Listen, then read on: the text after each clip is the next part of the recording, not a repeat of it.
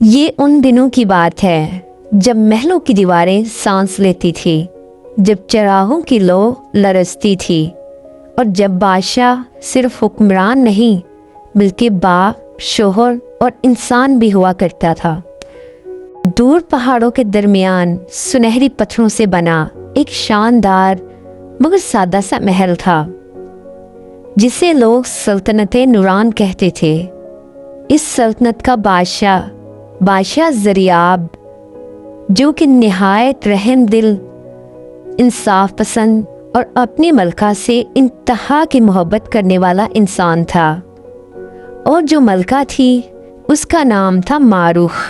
وہ ایسی تھی جیسے چاند زمین پر اتر آیا ہو، آنکھوں میں شفقت، آواز میں دعا اور دل میں صرف محبت ہی محبت۔ محل کے در و دیوار گواہ تھے کہ بادشاہ اور ملکہ کے درمیان صرف محبت نہیں بلکہ روحوں کا رشتہ بھی تھا۔ آہستہ آہستہ وقت گزرنے لگا۔ اللہ نے انہیں 3 بچے عطا کیے، جن میں 2 شہزادے اور 1 شہزادی تھی۔ محل بچوں کی ہنسی سے گونجنے لگا، اور ملکہ ہر وقت اپنے بچوں کو سینے سے لگائی رکھتی، کیونکہ وہ اپنے بچوں سے بہت پیار کرتی تھی۔ لیکن خوشیوں کے اس سمندر کے نیچے ایک خاموش طوفان پل رہا تھا۔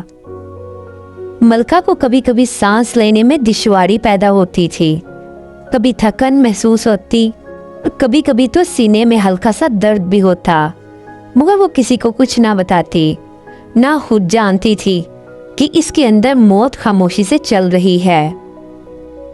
بادشاہ اس سے کئی مرتبہ پوچھتا تو وہ مسکرا کر کہتی بس تھکن ہے، تو بادشاہ خاموش ہو جاتا۔ ملکہ اکثر اپنے کمرے کی کھڑکی کے پاس بیٹھتی۔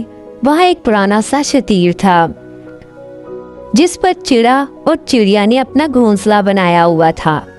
ملکہ انہیں بہت دیکھتی اور دیکھ کر مسکراتی۔ چڑا دانا لاتا، چڑیا بچوں کو کھانا کھلاتی، چھوٹی چھوٹی چونچ کھولے ننھے منھے پیارے سے بچے چیختے اور کھانا کھاتے۔ ملکہ اکثر انہیں دیکھتی تو ملکہ کی آنکھوں میں آنسو آ جاتے اور دل ہی دل میں بولتی، دیکھو یہ بھی تو ایک خاندان ہے۔ وہ دیکھ کر انہیں بہت خوش ہوتی۔ ایک دن بہت زیادہ گرمی تھی۔ ملکہ کے کمرے کا پنکھا تیز چل رہا تھا۔ اچانک چڑیا اڑتے ہوئے آئی، پنکھے سے ٹکرائی اور ایک چیخ کے ساتھ نیچے گر پڑی، اور ایک دم سے خاموشی چھا گئی۔ بچے جو کہ چوں چوں کر رہے تھے وہ بھی خاموش ہو گئے۔ ملکہ دوڑی ہوئی آئی، لیکن تب تک بہت دیر ہو چکی تھی۔ چڑا اوپر گھونسلے میں آ کر بیٹھ گیا اور بار بار آواز دیتا، لیکن چڑیا نہ لوٹی۔ بچے بہت خاموش ہو گئے اور چڑا بھی اداس ہو گیا۔ چڑیا جو تھی وہ اللہ کو پیاری ہو چکی تھی۔ ملکہ نے جب یہ سارا واقعہ دیکھا تو وہ بہت پریشان اور غمگین ہو گئی۔ چڑیا کی موت کا نہ کہ اس کی فیملی پر اثر ہوا تھا، بلکہ اس کا اثر ملکہ پر بھی بہت گہرا ہوا تھا۔ چند دن بعد ایک دوسری چڑیا آئی۔ چڑیا نے اسے قبول کر لیا، لیکن وہ چڑیا ماں نہیں تھی، وہ صرف ایک سایہ تھا۔ وہ بچوں کو چونچ مارتی، انہیں بھوکا رکھتی، ان پر ظلم کرتی۔ بچے روتے، چڑیا دھوکے میں تھا، وہ سمجھتا یہی سچ ہے۔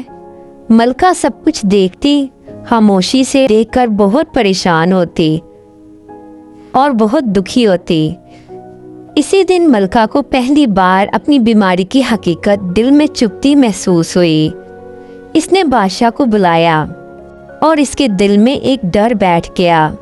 اس نے بادشاہ کو بلایا اور کانپتی ہوئی آواز میں کہا، بادشاہ سلامت، اگر مجھے کچھ ہو گیا تو وعدہ کریں آپ میرے بچوں پر کبھی کسی غیر کو ماں نہیں بنائیں گے، انہیں کبھی اکیلا نہیں چھوڑیں گے۔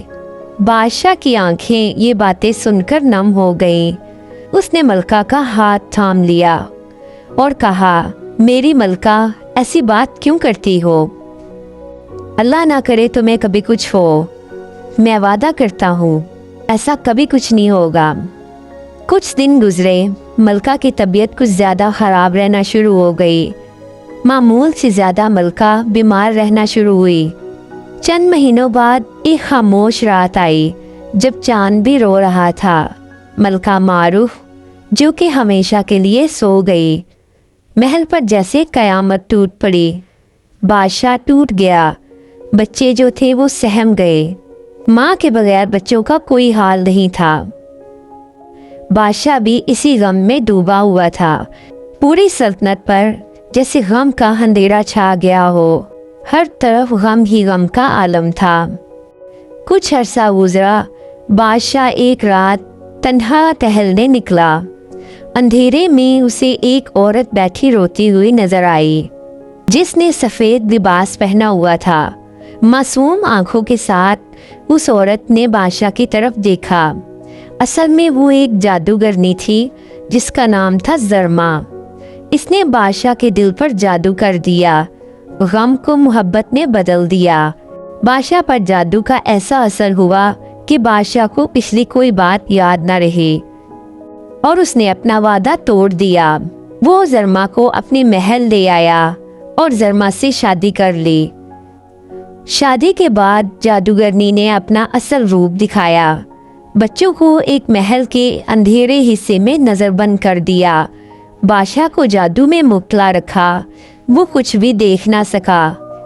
महल जहाँ कभी कहके गूंजते थे, प्यार की किलकारियाँ सुनाई देती थी, वहाँ अब दीवारें भी सहम कर खड़ी हो गई थी। चिरागों की रोशनी भी मध्यम पड़ चुकी थी, जैसे डर के मारे कांपती हों। बच्चों की खामोश चीखें ऐसा लगता था जैसे महल में तूफान बर्पा कर रही हैं। जादूगरनी ज़रमा अब सिर्फ मलका नहीं बल्कि महल पर छाया हुआ काला अंधेरा बन चुकी थी। बादशाह के तीनों बच्चे महल के पिछले हिस्से में एक पुराने बुर्ज के नीचे नज़रबंद थे। सबसे बड़ा शहजादा अयान, जो कि बहुत खामोश तबीयत लेकिन बहुत समझदार था, और दूसरे नंबर पर शहजादा रेयान, जो कि बहुत गुस्से वाला था लेकिन बहुत बहादुर भी, और सबसे छोटी शहजादी नूर, जिसकी आंखों में माँ जैसी रोशनी थी।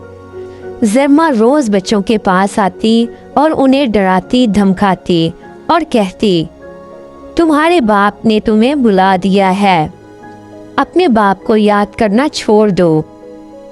लेकिन नूर हर रात अपनी माँ को याद करके आहिस्ता आहिस्ता कहती, अम्मी आप वादा करके गई थी, ये सब कैसे हो गया? हमारी ज़िंदगी ऐसे क्यों बदल गई? नूर अपनी माँ से बातें करती और अपने दिल का कुछ बोझ हल्का करती। इसी बुर्ज के एक कोने में अयान ने देखा कि एक छोटी सी चिड़िया तिनका उठाए उड़ रही है। वही जगह जहाँ कभी माँ रुख चिड़ियों को देखा करती थी। अचानक हवा में सरगोशी हुई। हर टूटा हुआ वादा एक घोंसला गिरा देता है और हर सच्चा आंसू इसे दोबारा भी बना सकता है। नूर की आंखें फैल गईं। ये तो मेरी अम्मी की आवाज़ थी। उस रात चांदनी जैसे बहुत तेज हो गई और कमरे में हल्की सी रोशनी फैल गई। मलका मारूफ की रूह शफाफ नूरानी बच्चों के सामने खड़ी थी। बच्चे सहमे हुए थे मगर वो मुस्कुराई। मेरे बच्चों डरो मत, माँ कभी भी बच्चों से दूर नहीं जाती। माँ ने अपने बच्चों को बताया, ज़रमा एक जादूगरनी है, बादशाह पर जादू हुआ है। मलका ने अपने बच्चों को बताया कि बादशाह को सच सिर्फ आईना ही दिखा सकता है, जिसका नाम आईना सिदक है, जो महल के नीचे भूले हुए कमरे में है। अयान और रेहान ने मिलकर मंसूबा बनाया। रेहान ने बहुत हिम्मत दिखाई और नूर ने अपनी माँ की दुआ ली। रात के वक्त जब ज़रमा जादू में मसरूफ थी, चिड़ियों ने शोर मचाया, पूरी छत पर उड़ान भर ली। सिपाही उलझ गए। सबका ध्यान चिड़ियों की तरफ हो गया और बच्चे ज़ेरे ज़मीन रास्ते में उतर गए। ज़रमा को एहसास हुआ, वो चीखी और इसका असली रूप जाहिर हो गया। आंखें सुर्ख, बाल बिखरे हुए, हाथों से आग निकलने लगी। कोई सच बाहर नहीं जाएगा। बच्चों ने पूरी कोशिश के साथ आईना बादशाह के सामने रखा। जैसे ही बादशाह ने आईना देखा, उसने बच्चों के जख्म देखे, मलका का वादा याद किया और चिड़ियों का मंजर उसके सामने आया। सब कुछ उसकी आंखों के सामने घूमने लगा। बादशाह से जैसे जादू का असर टूट गया हो। बादशाह घुटनों पर गिर गया, रोते हुए बोला, मैं अंधा हो गया था, मुझे सब कैसे भूल गया, मेरी बीवी, मेरी मलका, मेरे बच्चे। ज़रमा ने जब ये सब देखा तो चीखी, लेकिन उसकी चीख से आईना टूटा नहीं बल्कि रोशनी में बदल गया और ज़रमा अपने ही जादू में कैद हो गई, हमेशा के लिए। महल में फिर से रोशनी आई। बाप ने बच्चों को अपने गले से लगाया और उनसे माफ़ी मांगी। चिड़ियों का घोंसला मुकम्मल किया जो कि टूटा हुआ था। बादशाह ने ऐलान किया, जो माँ का वादा तोड़े वो तख्त का भी हकदार नहीं।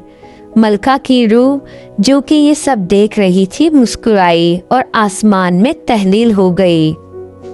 बादशाह अपने बच्चों के सामने और रियाया के सामने खड़ा हुआ और कुछ बोलने लगा। बच्चों को छोड़ देना सबसे बड़ा जुल्म है और सच चाहे देर से आए लेकिन ज़रूर आता है। ये कहानी हमें ये सबक सिखाती है कि वादे अगर टूट जाएं तो वक़्त रहते जोड़ दिए जाएं और जो वादा बच्चों से किया जाए वो तख्त से भी बड़ा होता है।